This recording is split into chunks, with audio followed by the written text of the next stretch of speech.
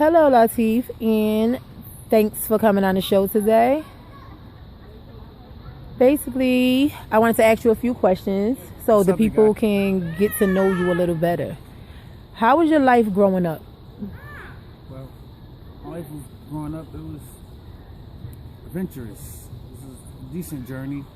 You know, I grew up in a good household, you know, great family, big family, things of that nature.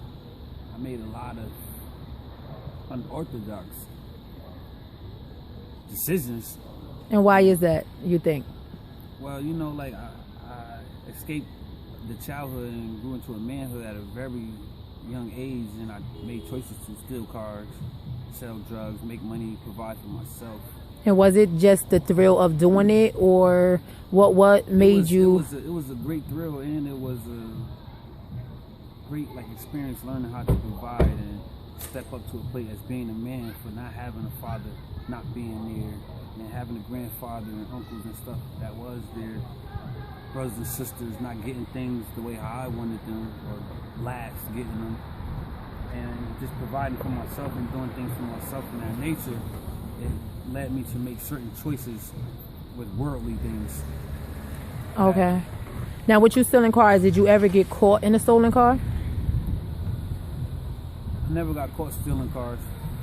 Did I ever get caught in a stolen car driving? No.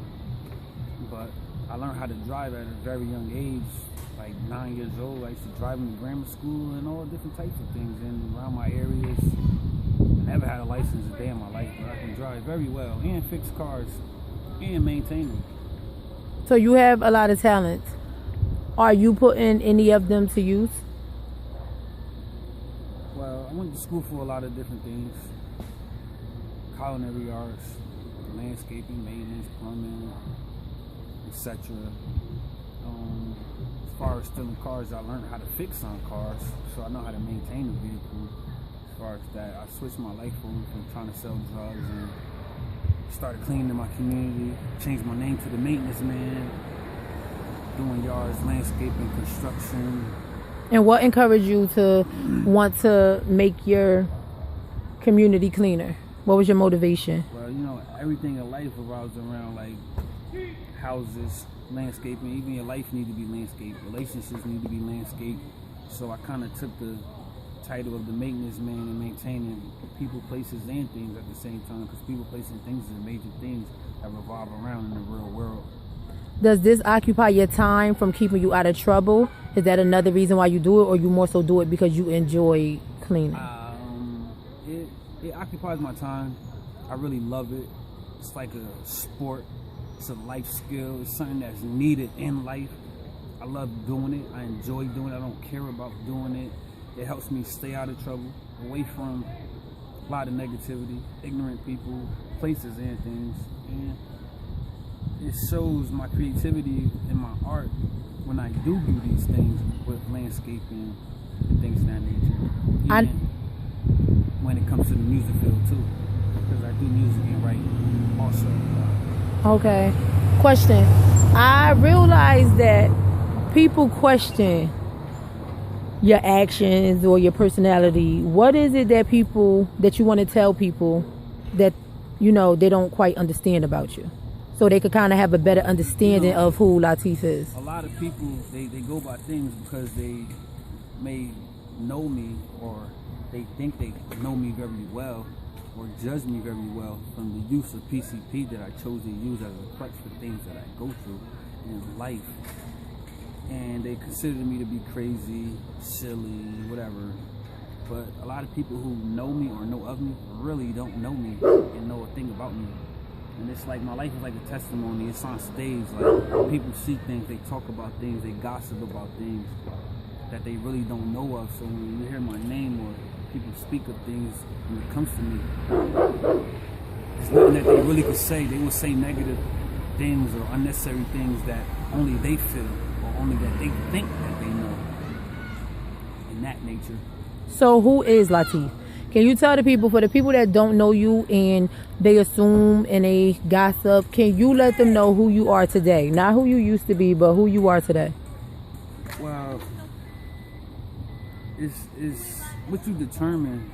It's who you are that determines what you do, and not what you determine that's who you are. And like who I am, I'm a very great, talented, gifted young man, anointed young man at that state of mind. You know, like I have really great intelligence in various different areas and fields, and experiences in various different fields. And it's like how I would consider the type of person that I would consider myself to be. I'm a very strong-hearted person, humble, aggressive when need be, and not only physically and not emotionally and mentally, but in a lot of fields, like I'm very aggressive. I like to attack things and get things done the right way, the proper way, and at a reasonable time.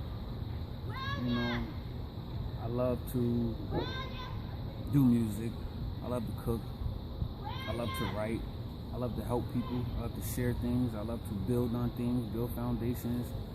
I love to fix things, maintain things, fix people, places, and things. You know, I'm good at psychological things,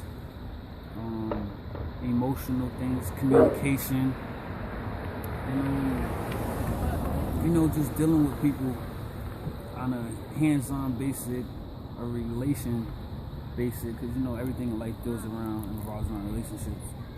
People don't really realize that, and it frustrates me. You know, strong-hearted, firm, disciplined person. Now, another question I have. You just recently came home, correct? Absolutely. How long have you been home? 3 months. And within that 3 months of being home, what have you been doing with yourself?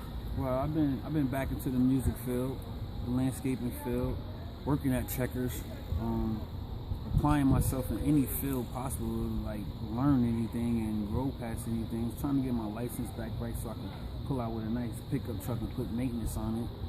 I got a maintenance movement going on. I got a music movement going on. I have a lot of supporters going on. Shout out to Shell B, the CEO of this maintenance shit, and the president Spout.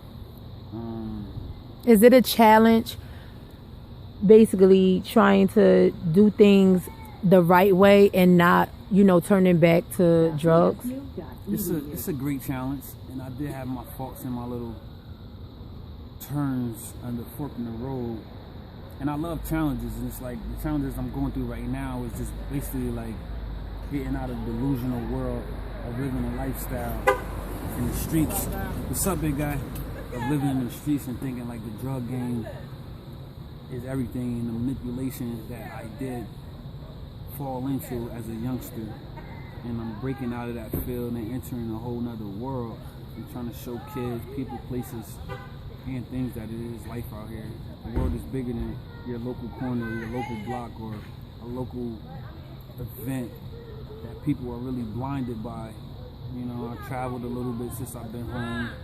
Virginia, Connecticut, Baltimore, you know, a little bit of Massachusetts. You know, I've been a couple of places in these 3 months, and people know me, and it's just like I've been all throughout New Jersey. It's like there's little towns in New Jersey that I didn't even know existed with names. It's like, wow, this is here. Right.